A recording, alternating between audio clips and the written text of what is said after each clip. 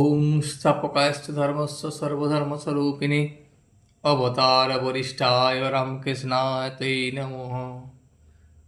ঠাকুর, মা ও স্বামীজির চরণে শতকোটি প্রণাম জানিয়ে আজকের পাঠ শুরু করব।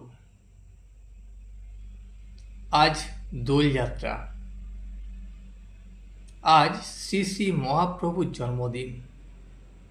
19শে ফাল্গুন, পূর্ণিমা, রবিবার, 1 মার্চ 1885।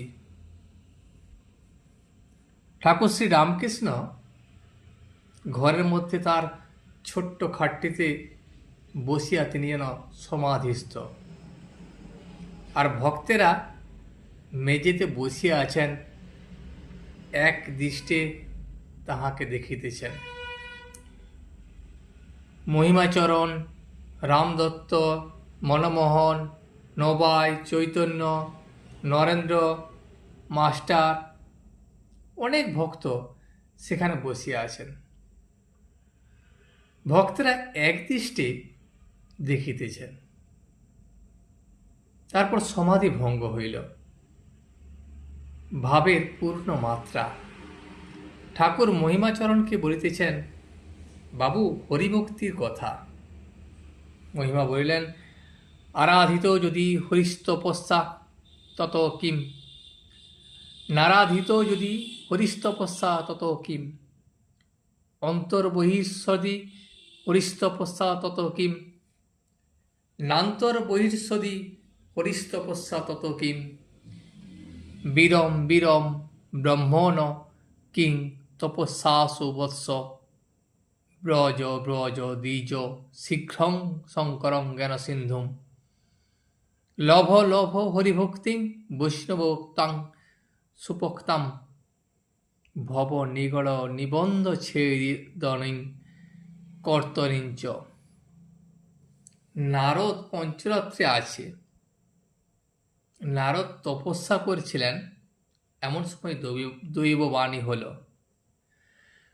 হরিকে যদি আরাধনা করা যায় তাহলে তপস্যার কি প্রয়োজন, আর হরিকে যদি না আরাধনা করা হয় তাহলেই বা তপস্যার কি প্রয়োজন।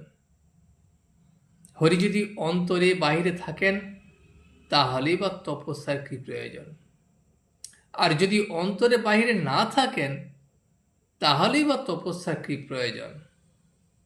অতএব হে ব্রাহ্মণ, বিরত হও বৎস, তপস্যার কি প্রয়োজন।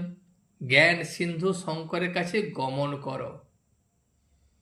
বৈষ্ণবেরা যে হরিভক্তির কথা বলে গেছেন, সেই সুপক্কা ভক্তি লাভ করো, লাভ করো। এই ভক্তি কাটারি দ্বারা ভবনিগড় ছেদন হবে। ঠাকুর বলিলেন জীবকোটি ও ঈশ্বর কোটির কথা। জীবকোটির ভক্তি বৈধি ভক্তি। এত উপাচারে পূজা করতে হবে, এত জপ করতে হবে, এত পুরস্চরণ করতে হবে। এই বৈধি ভক্তির পর জ্ঞান, তারপর লয়। এই লয়ের পর আর ফেরে না। ঈশ্বর কোটির আলাদা কথা, যেমন অনুলোম বিলোম। নেতি নেতি করে ছাদে পৌঁছে যখন দেখে ছাদও যে জিনিসে তৈরি, ইট চুন সুরকি, সিঁড়িও সেই জিনিসেই তৈরি, তখন কখনো ছাদেও থাকতে পারে, আবার উঠানামাও করতে পারে। সুখদেব সমাধিস্থ ছিলেন, নির্বিকল্প সমাধি, জড় সমাধি। ঠাকুর নারদকে পাঠিয়ে দিলেন পরীক্ষিতকে ভাগবত শোনাতে হবে। নারদ দেখলেন জড়ের ন্যায় সুখদেব বাহ্যশূন্য হয়ে বসে আছেন। তখন বীণার সঙ্গে হরির রূপ 4 শ্লোকে বর্ণনা করতে লাগলেন। প্রথম শ্লোক বলতে বলতে সুখদেবের রোমাঞ্চ হল, ক্রমে অশ্রু, তারপর অন্তরে হৃদয়ের মধ্যে চিন্ময় রূপ দর্শন করতে লাগলেন। জড় সমাধির পর আবার রূপ দর্শনও হল। সুখদেব ঈশ্বর কোটি। হনুমান সাকার নিরাকার সাক্ষাৎকার করে রাম মূর্তিতে নিষ্ঠা করে থাকলে চিৎঘন আনন্দের মূর্তি সেই রাম মূর্তি। প্রহ্লাদ কখন দেখতেন সোহম, আবার কখন দাস ভাবে থাকতেন। ভক্তি না নিলে কি নিয়ে থাকে? তাই সেব্য সেবক ভাব আশ্রয় করতে হয়। তুমি প্রভু, আমি দাস। হরিরস আস্বাদন করবার জন্য রস রসিকের ভাব। হে ঈশ্বর, তুমি রস, আমি রসিক। ভক্তির আমি, বিদ্যার আমি, বালকের আমি, এই আমিগুলিতে কোনো দোষ নাই। শঙ্করাচার্য বিদ্যার আমি রেখেছিলেন তিনি লোকশিক্ষা দেওয়ার জন্য। বালকের আমির কোনো আর্ট নাই। বালক হল গুণাতীত, কোনো গুণেরই তিনি বশ নয়। এই রাগ করলে আবার কোথাও কিছু নাই, এই খেলা করলে আবার ভুলে গেল, এই খেলোয়াড়দের ভালোবাসছে, আবার কিছুদিন তাদের না দেখলে সব ভুলে গেল। বালক সত্য রজতম কোনো গুণেরই বশ নয়। তুমি ঠাকুর, আমি ভক্ত, এটি হলো ভক্তের ভাব। এ আমি ভক্তের আমি কেন ভক্তের আমি রাখে, তার মানে আছে আমি তো যাবার নয়, তবে থাক শালা দাস আমি, ভক্তের আমি হয়ে। হাজার বিচার করো আমি যাই না। আমিরূপ কুম্ভ, ব্রহ্ম যেন সমুদ্র জলে জল। কুম্ভের ভিতরে বাহিরে জল, জলে জল, তবু কুম্ভ তো আছে। ওইটি ভক্তের আমি স্বরূপ। যতক্ষণ কুম্ভ আছে, আমি তুমি আছে, তুমি ঠাকুর আমি ভক্ত, তুমি প্রভু আমি দাস, এও আছে। হাজার বিচার করো এ ছাড়বার জো নাই। কুম্ভ না থাকলে তখন সে এক কথা। নরেন্দ্র আসিয়া প্রণাম করিয়া বসিলেন। শ্রীরামকৃষ্ণ নরেন্দ্রের সঙ্গে কথা কহিতেছেন। কথা কহিতে কহিতে মেঝেতে আসিয়া বসিলেন। মেঝেতে তখন মাদুর পাতা। এতক্ষণে ঘরে লোক পরিপূর্ণ হইয়াছে। ভক্তেরাও আছেন, বাইরের লোকও আসিয়াছেন। ঠাকুর নরেন্দ্রকে বলিলেন, ভালো আছিস? তুই নাকি গিরিশ ঘোষের ওখানে প্রায়ই যাস? নরেন্দ্র তখন বলিল, আজ্ঞে হ্যাঁ, আমি মাঝে মাঝেই যাই।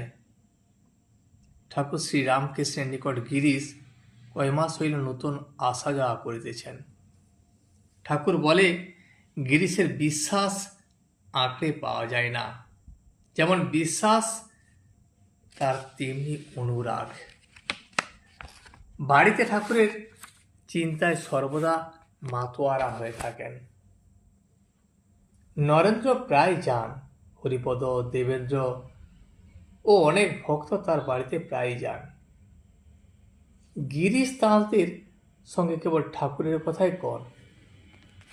গিরিশ সংসারই থাকেন, কিন্তু ঠাকুর দেখিতেছেন নরেন্দ্র সংসারে থাকিবেন না। সে কামিনী কাঞ্চন ত্যাগ করিবেন। ঠাকুর নরেন্দ্রের সহিত কথা কহিতেছেন। ঠাকুর বলিলেন, তুই গিরিশ ঘোষের ওখানে বেশি যাস, কিন্তু রসুনের বাটি যত ধো না কেন, গন্ধ একটু থাকবেই। ছোকরারা সব শুদ্ধ আধার, কামিনী কাঞ্চন স্পর্শ করে নাই। অনেক দিন ধরে কামিনী কাঞ্চন ঘাঁটলে রসুনের গন্ধ হয়। যেমন কাকে ঠোকরানো আম ঠাকুরদের দেয়া যায় না, নিজেরও সন্দেহ হয়। নূতন হাঁড়ি আর দই পাতা হাঁড়ি, দই পাতা হাঁড়িতে দুধ রাখতে ভয় হয়, প্রায় দুধ নষ্ট হয়ে যায়। ওরা থাক আলাদা, যোগও আছে আবার ভোগও আছে। যেমন রাবণের ভাব নাগকন্যা দেবকন্যা এসবকেই নেবে, আবার রামকেও লাভ করবে। অসুরেরা নানা ভোগও করছে, আবার নারায়ণকেও লাভ করছে। নরেন্দ্র বলিল, গিরিশ ঘোষ আগেকার সঙ্গ ছেড়েছে। ঠাকুর তখন বলিল, বড়বেলায় দামড়া হয়েছে আর কি। আমি বর্ধমানে দেখেছিলাম, একটা দামড়া গায়ে গরুর কাছে যেতে দেখে আমি জিজ্ঞাসা করলাম, এ কি হলো? এ তো দামড়া। তখন গাড়োয়ান বললে, মশাই, এ বেশি বয়সে দামড়া হয়েছিল, তাই আগেকার সংস্কার যায় নাই। এক জায়গায় সন্ন্যাসীরা বসে আছে, একটি স্ত্রীলোক সেইখান দিয়ে চলে যাচ্ছে।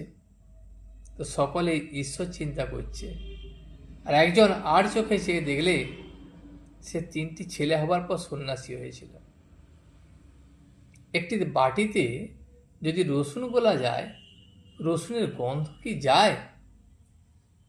বাবুই গাছে কি আর আম হয়? আবার হতেও পারে, যদি সিদ্ধায় তেমন থাকলে বাবুই গাছেও আম হয়। সে সিদ্ধায় কি সকলের হয়? সংসারী লোকের অবসর কই? একজন একটি ভাগবতের পণ্ডিত চেয়েছিল। তার বন্ধু বলে, একটি উত্তম ভাগবতের পণ্ডিত আছে, কিন্তু তার একটু গোল আছে। তার নিজের অনেক চাষবাস দেখতে হয়, 4খানা লাঙল, 8টা হেলে গরু, সেগুলি সর্বদা তাকে তদারক করতে হয়। অবসর নাই। যার পণ্ডিতের দরকার, তখন সে বললে, আমার এমন ভাগবত পণ্ডিতের দরকার নাই। যার অবসর নাই, লাঙল হেলে গরু, ভাগবত পণ্ডিত, এরকম ধরনের ভাগবত পণ্ডিত আমি খুঁজছি না। আমি এমন পণ্ডিত চাই যে আমাকে ভাগবত শোনাতে পারে। এক রাজা রোজ ভাগবত শুনত। পণ্ডিত পড়া শেষ হলে রাজাকে বলতো, রাজা বুঝেছ? রাজাও রোজ বলে, আগে তুমি বোঝো। পণ্ডিত বাড়ি গিয়ে রোজ এই কথাটা ভাবে, রাজা এমন কথা বলে কেন যে তুমি আগে বোঝো? লোকটা অবশ্য সাধন ভজন করত। ক্রমে তার চৈতন্য হলো। তখন দেখলে যে হরিপাদপদ্মই সার, আর সব মিথ্যা। তখন সংসারে বিরক্ত হয়ে সে বেরিয়ে গেল। কেবল একজনকে পাঠালে রাজাকে বলতে যে, রাজা, আমি এইবার বুঝেছি। তবে কি এদের ঘৃণা করি? না, ব্রহ্মজ্ঞান তখন আনি। তিনি সব হয়েছেন, সকলেই নারায়ণ, সব জনই মাতৃজনী। তখন বেশ্যা আর সতীরক্ষীতে কোনো প্রভাব দেখি না। কি বলবো, সব দেখছি কলাইয়ের ডালের খদ্দের। কামেরই কাঞ্চন ছাড়তে চায় না। লোকে মেয়ে মানুষের রূপে ভুলে যায়, টাকা ঐশ্বর্য দেখে ভুলে যায়, কিন্তু ঈশ্বরের রূপ দর্শন করলে তখন ব্রহ্মপদ তুচ্ছ হয়। রাবণকে একজন বলেছিল, তুমি সব রূপ ধরে সীতার কাছে যাও, তাহলে রামরূপ ধরো না কেন? তখন রাবণ বললে, রামরূপ হৃদয়ে একবার যদি দেখো, রম্ভা তিলোত্তমা এদের চিতার ভস্য বলে বোধ হয়। তখন ব্রহ্মপদ তুচ্ছ মনে হয়, আর পরস্ত্রী সে তো অনেক দূরের কথা। সব কলাইয়ের ডালের খদ্দের। শুদ্ধ আধার না হলে ঈশ্বরের শুদ্ধা ভক্তি হয় না, এক লক্ষ্য হয় না, নানা দিকে মন থাকে। মনমোহনকে বললেন, তুমি রাগই করো আর যাই করো। রাখালকে বললুম, ঈশ্বরের জন্য যদি গঙ্গায় ঝাঁপ দিয়ে মরেছিস, এ কথা বরং শুনব। তবু কারুর দাসত্ব করিস, চাকরি করিস, এ কথা যেন না শুনি। নেপালে একটি মেয়ে এসেছিল, বেশ এসরাজ বাজিয়ে গান করলে, হরিনাম গান। কেউ জিজ্ঞাসা করলে, তোমার বিবাহ হয়েছে? তা বললে, আবার কার দাসী হব, এক ভগবানের দাসী আমি। কামিনী কাঞ্চনের ভিতর থেকে কি করে হবে? অনাসক্ত হওয়া বড় কঠিন। একদিকে মাগের দাস, একদিকে টাকার দাস, আর একদিকে মনিবের দাস। তাদের চাকরি করতে হয়। একটি ফকির বনে কুটির থাকত। তখন আকবর শাহ দিল্লির বাদশাহ। ফকিরটির কাছে অনেকে আসতো। তো ফকিরটির একদিন অতিথি সৎকার করতে তার বড় ইচ্ছা হয়। সে একদিন ভাবলে যে টাকা কড়ি না হলে কেমন করে অতিথি সৎকার হয়। তবে যায় একবার আকবর শাহর কাছে। সাধু ফকিরের জন্য অবারিত দ্বার। আকবর শাহ তখন নামাজ পড়ছিলেন। ফকির নামাজের ঘরে গিয়ে বসল। দেখলে আকবর শাহ নামাজের শেষে বলছে, হে আল্লাহ, ধন দাও, দৌলত দাও, আরো কত কি। এই সময় ফকিরটি উঠে নামাজের ঘর থেকে চলে যাবার উদ্যোগ করতে লাগলো। আকবর শাহ ইশারা করে তাকে বসতে বললেন। তারপর নামাজ শেষ হলে বাদশাহ জিজ্ঞাসা করলেন, আপনি এসে বসলেন, আবার চলেও যাচ্ছেন, কি ব্যাপার? ফকির তখন বললে, সে আর মহারাজের শুনে কাজ নাই, আমি চললুম। বাদশাহ পর অনেক জেদ করতে লাগলো। অনেক জেদের পর ফকির বললে, আমার ওখানে অনেকে আসে, তাই কিছু টাকা প্রার্থনা করতে এসেছিলাম। আকবর বললে, তবে চলে যাচ্ছিলেন যে?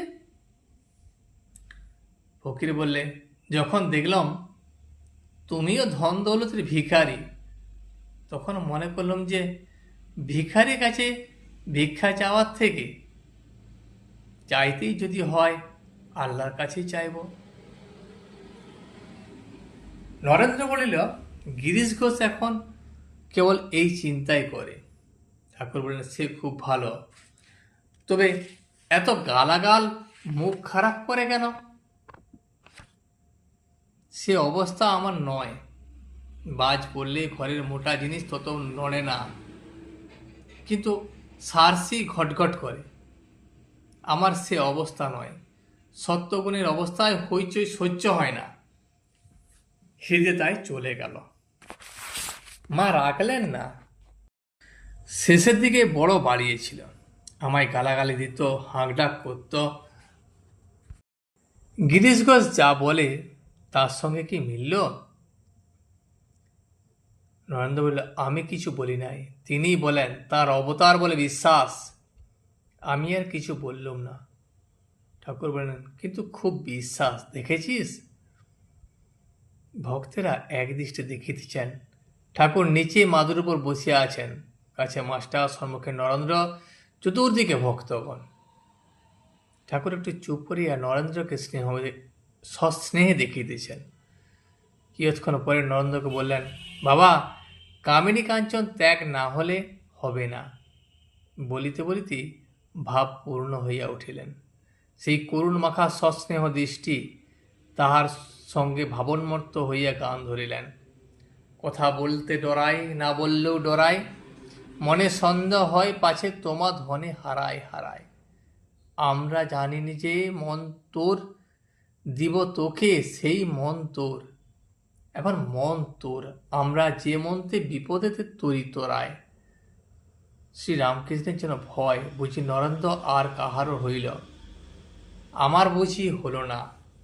নরেন্দ্র অশ্রুপূর্ণ লোচনে চাহিয়া আছেন। বাহিরের একটি ভক্ত ঠাকুরকে দর্শন করিতে আসিয়াছিলেন। তিনিও কাছে বসিয়া সমস্ত দেখিতেছিলেন ও শুনিতেছিলেন। ভক্ত তখন বলিলেন, মহাশয়, কামিনী কাঞ্চন যদি ত্যাগ করতে হয় তবে গৃহস্থ কি করবে? ঠাকুর বললেন, তা তুমি করো না, আমাদের অমনি একটা কথা হয়ে গেল। মহিমাচরণ চুপ করিয়া বসিয়া আছেন, মুখে কথাটি নাই।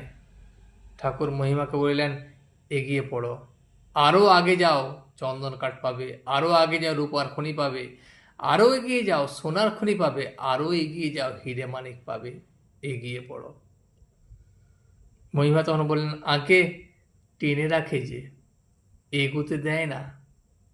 ঠাকুর তখন হাসিয়া বলেন, কেন? লাগাম কাটো, তার নামের গুণে কাটো, কালী নামেতে কাল পাশ কাটে।